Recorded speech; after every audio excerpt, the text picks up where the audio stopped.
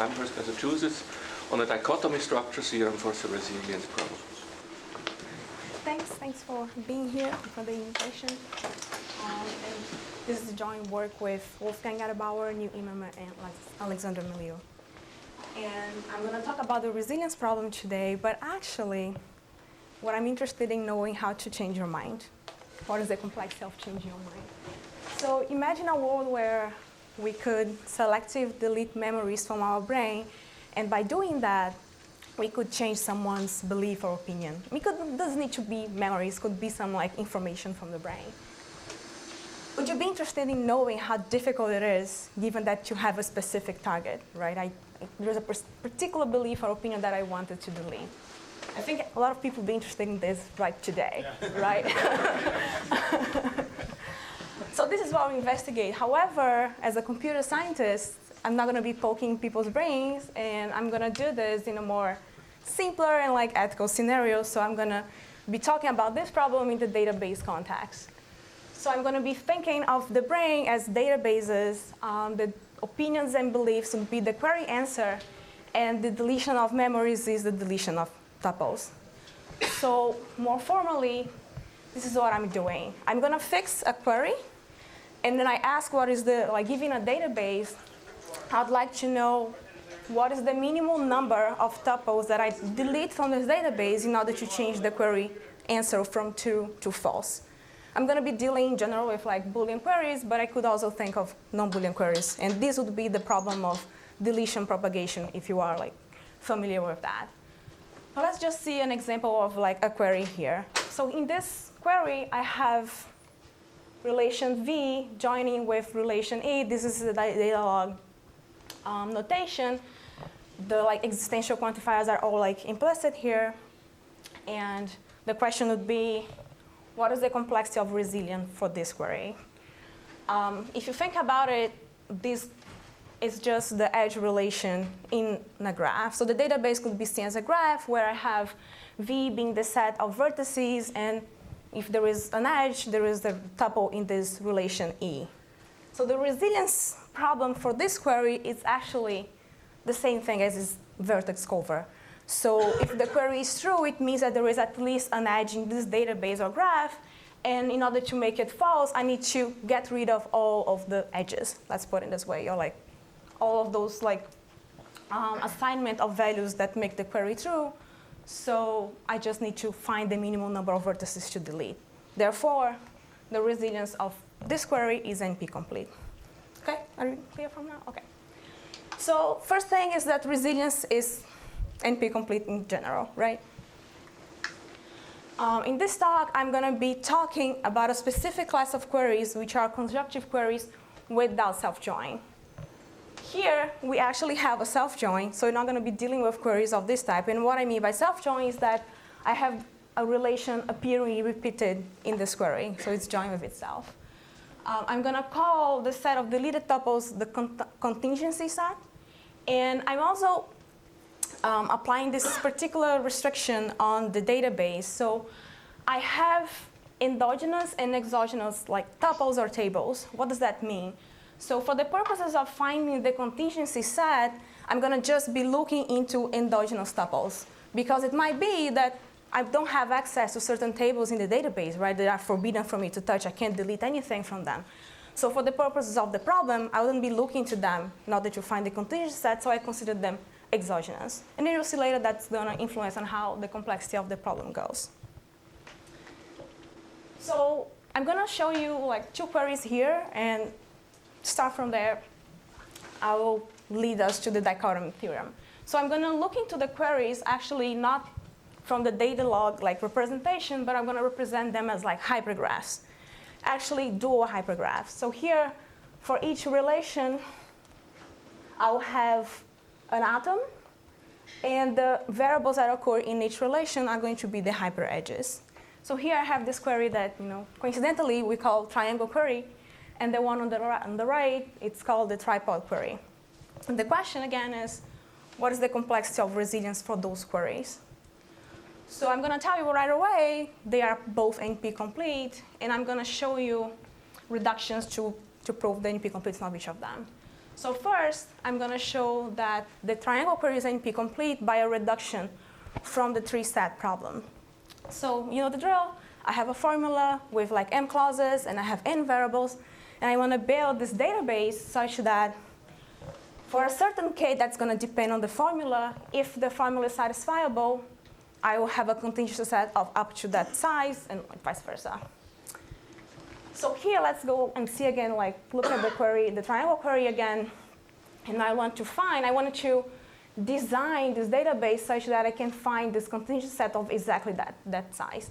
And after I delete that gamma from the database that I created, I won't have these colored triangles. So we can think of a join or like an instantiation of these variables that make this query true as this colored triangle where each edge represents a tuple in the database. Okay? And I want to like get rid of all of them. So first of all, I'm going to create the variable gadget. So for each variable in this formula, I'm going to create like tuples that correspond to variables. And of course, if I have like an assignment for the variables in the formula, that means I'm going to pick certain tuples from the database. But then I need to choose how those tuples are going to be connected because I want to be very careful on like how many joins I'm going to create because I want to make sure that I know exactly which tuples I need to delete. So here in this case, we have these colored triangles, and you see those like frowny ones. They are like specifically there in that way because we define these gadgets such that they are never chosen. Why is that? Because if you notice, the dotted like edges participate in just one join or like just one color like triangle. And then like as usual, in order to get rid of all the colored triangles in this gadget for each variable, I need to delete either all of the VIs or all of the VI bars. Okay, is that clear so far? Okay. But we also have to have the sessions for each clause in the formula. And in particular, not just each clause, so I would have like m sessions of things like that, but I also have this other area here that is just sort of like a padding. Because as I said, sometimes when you start to include tuples, you might create joins that you didn't want. So you need to have some like kind of void places so we can actually have the values not coincide in places that we didn't want. So when actually making the connection that we see after, because this is just for the variable gadget, not even the clause yet, we will see that this is going to be a little important. So then we created the variable gadget, so we know what's going to happen there. Now I need to connect that to the formula itself, which I do by the clauses. So if you give me a clause v1 or not v2 or v3, what I'm going to do is that I'm going to connect certain nodes or certain values from each of the like gadgets for the variables. So here I have like variable 1, variable 2, like v1, v2, and v3. So I have on gadget 1 a particular session which corresponds to the clause being connected to the same area from the gadget 2 and the same area from the gadget 3. And I do that by just identifying the values. So we could ask, oh, but what happens if I identify those values? Am I going to create things that I didn't want to? I'm going to avoid that because I had those paddings before. I'm not going to go into a lot of details in that, but trust me that works. And here what happens is that when I connect those, I create a new colored triangle, right? Before I had all these colored triangles in each variable gadget, but then now I create for each clause a colored triangle, which is a join that needs to be killed, let's put it this way. So this reduction gives us that if there is a satisfying assignment for this formula means that at least one of those like tuples here had been chosen, and therefore there is no join. So if there is a satisfying assignment, I can find a continuous set of that size. If not, I'll need at least one more tuple. Any questions? Okay. So now, as I said, we showed that the triangle query is NP-complete. Let's go ahead and show that the tripod query is also NP-complete. But before we go there, let's first observe that when I look into the set of variables of atom A and the set of variables of atom W or relation W, all the variables that occur here occur there too. And the same for B and C. What that gives us is that if you give me a contingency set that contains a tuple from W, I can always exchange a tuple from W for a tuple from A. Why is that? Is that if a particular tuple, let's say W1, 2, 3, is on the contingency set, it means that there exists a join 1, 2, 3. So I have a tuple A1, a tuple B2, and a tuple C3. So it doesn't matter if I exchange that W by a tuple from A, by that A1. Yes? Sorry, I should have asked this earlier, but can you explain this notation A of x, B of y? Also, this is, you can think of this as like exists X, Y, and Z, such that AX and B, BY, CZ, and so you can think of this as like a finite like structure, and then the vocabulary would be A, B, C, W. So 3 unary predicates and 1 ternary? Yes, yes. I mean, given the query, the vocabulary is going to be fixed, right? So. Right. So comma is and all the free variables are existentially quantified. Oh, okay. Okay. So as I was saying, any tuple from W that might be in the join can be successfully exchanged by some tuple in A, and I won't like change my solution. I might even improve it in terms of if A was already there. So that means, we say that in that case the relation A, or like atom A, dominates W, meaning that for the purposes of finding out the contingency set, I don't need to look into W. It's always better to look into A, B, or C, which, as I mentioned before, we already have a name for that. It's what we call exogenous. So I can specify initially that a particular relation is exogenous, but it might also happen that given how the query is, the relation is going to be exogenous anyway. So if that happens, I'm going to consider that as that way. So we can look into like the tripod query as the same thing, but then we're considering the W relation as exogenous. And now to the proof. So in here, instead of like doing a reduction from 3 set, I'm going to just reduce that, the triangle query, the resilience of the triangle query that we already know is NP-complete, to the resilience of the tripod query. So given a database in a particular K, I'm going to produce a D prime, database D prime, such that it's going to have the same size of contingency set. And it's not necessarily straightforward, but like a kind of simple reduction. So for each tuple that occurs here in R, I'm going to create a tuple in A and in B and C, like respectively S to B and T to C. And I join all of them, if they join here, right? By adding this tuple in W. And what I'm claiming now, because I'm not going to go into the details of proving it, but we have the proof, is that this happens. So this shows that this query, the resilience of this query is hard, it's NP-complete.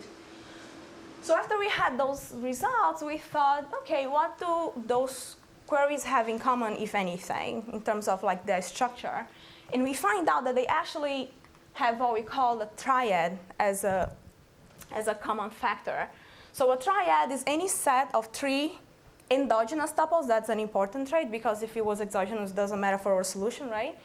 That are like connected, pairwise connected independently. What do I mean by that? So let's look into the triangle query here. It's not that hard to see that you have a triad, right? And basically I'm saying that R and S is connected. R and S are connected independently from the variables that occur in T.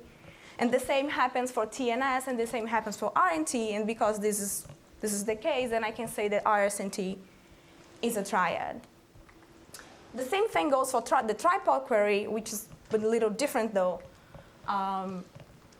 It's not as obvious as the triangle query, but here the same thing happens. A and B are connected regardless of Z. A and C are connected regardless of Y, and so on and so forth. And then we have the ABC as a triad for that query. As you could, I don't know if you have noticed, but there is a close connection here with the reduction we did from the triangle query to the tripod query, and that's what we use to show that if a query has a triad, then it's going to be NP-complete. So we can generalize that proof, that the reduction that we have from the triangle query to the tripod query for any query that has a triad. Then the next question, of course, is like, and an important remark is that it's very easy to check that, like even any query, it's just like a reachability problem with a hypergraph.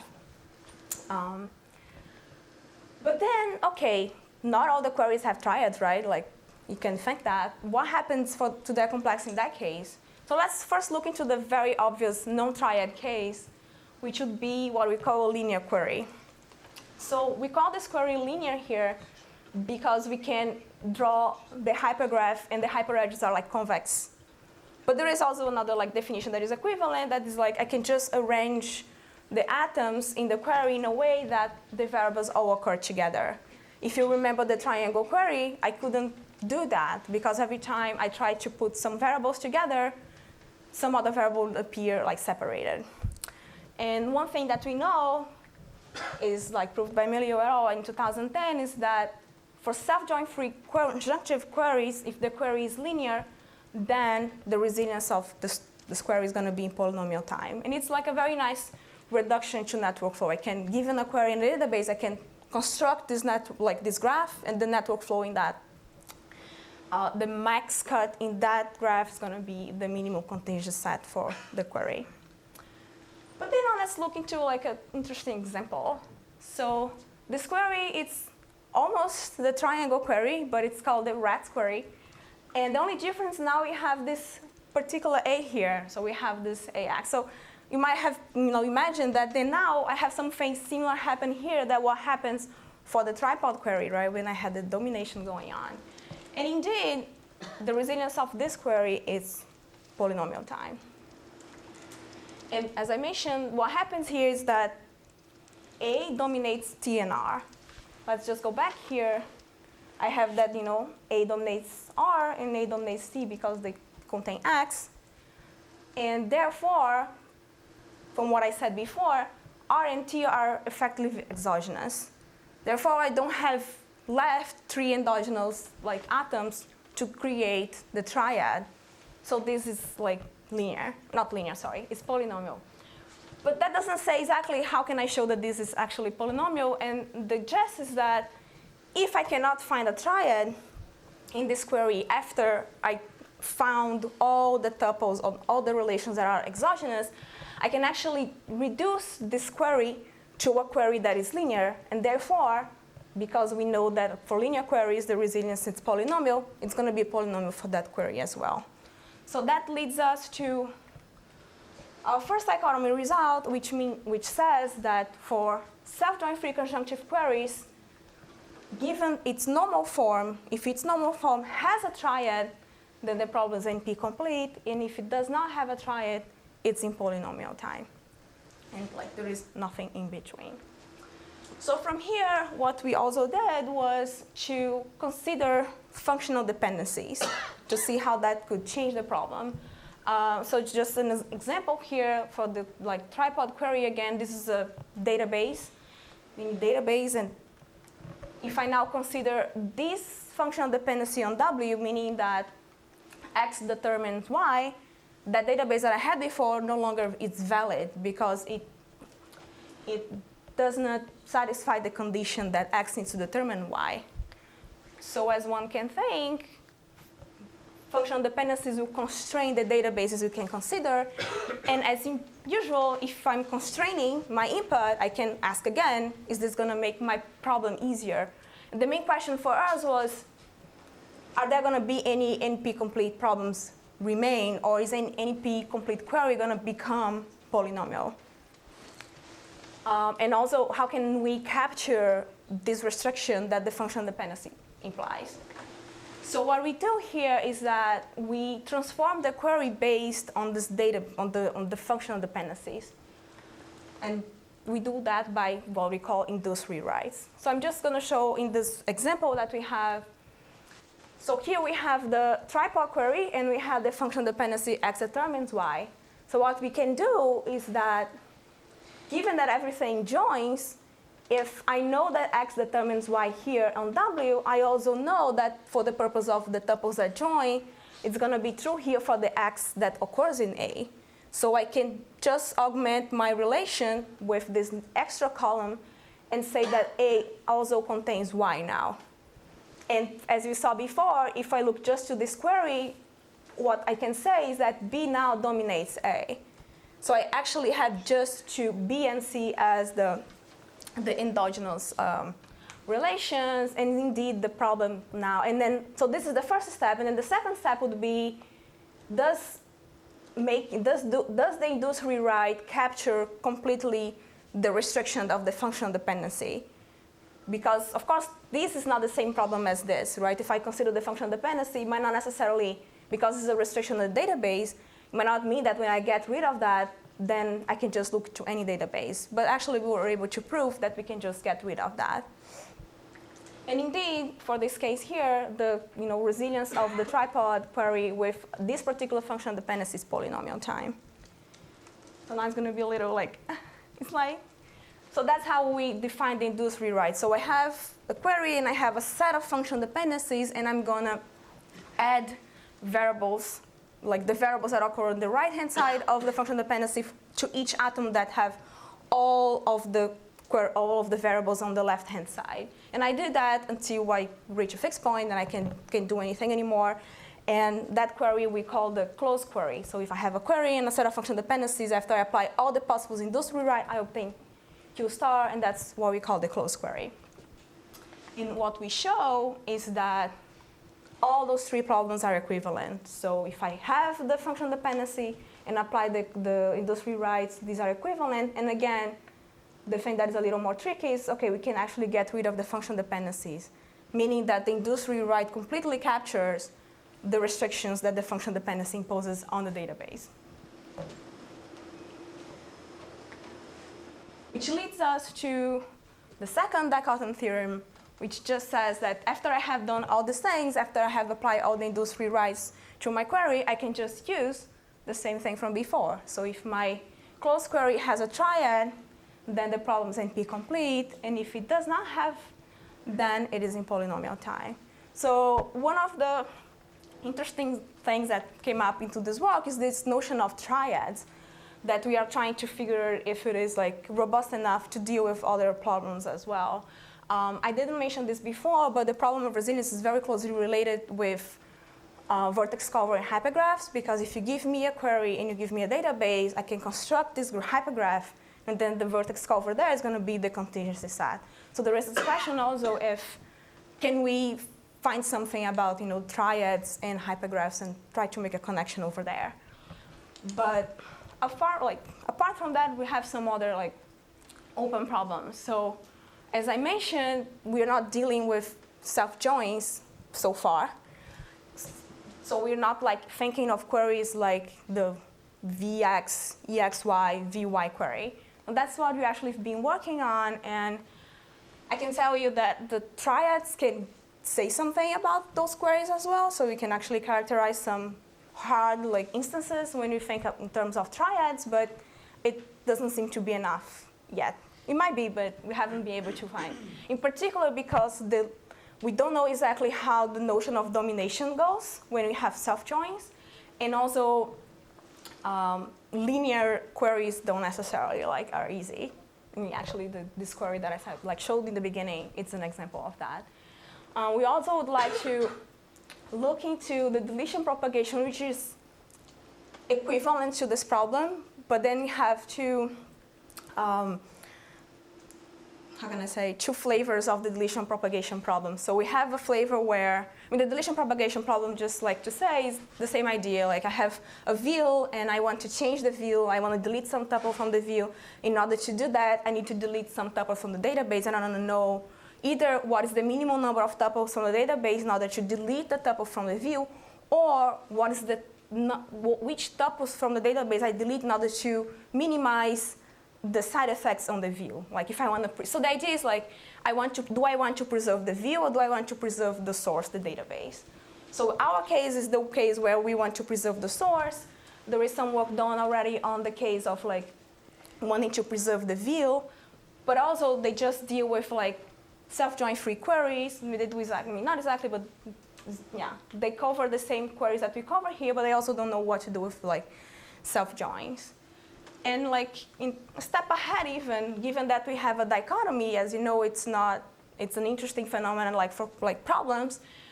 Given that we have the dichotomy in PP, it would be interesting to see if we still can find a more stratified collection of classes within P, basically, and in particular AC0 or something like that, which would be very interesting for databases. And that's it. Thank you.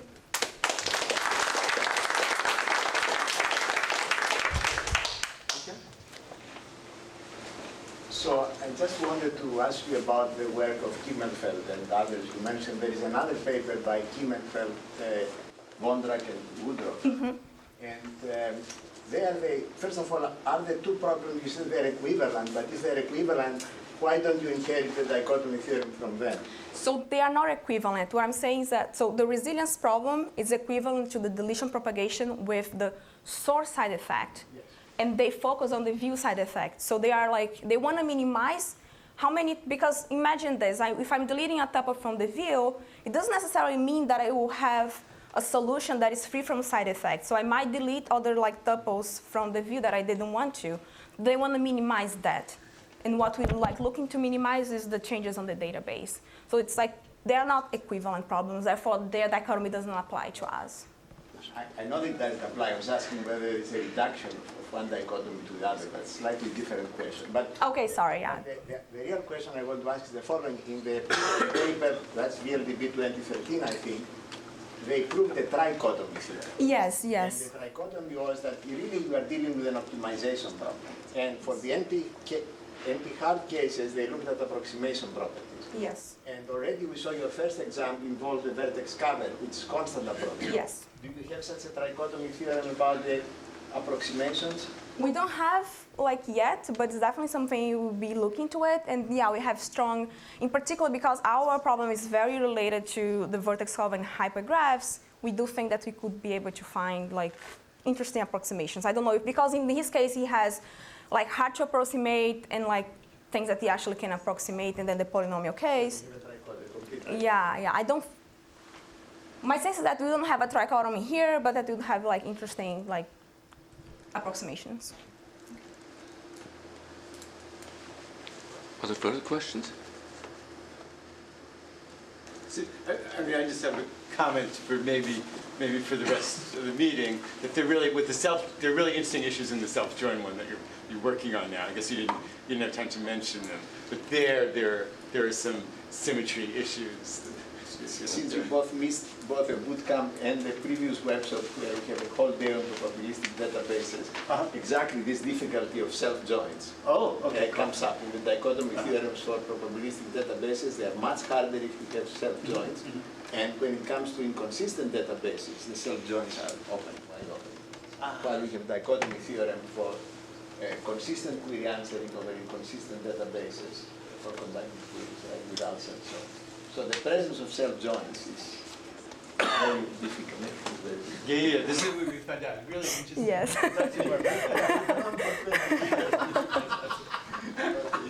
That's sorry. I mean, that's what's going on. More comments and questions? Thank you again.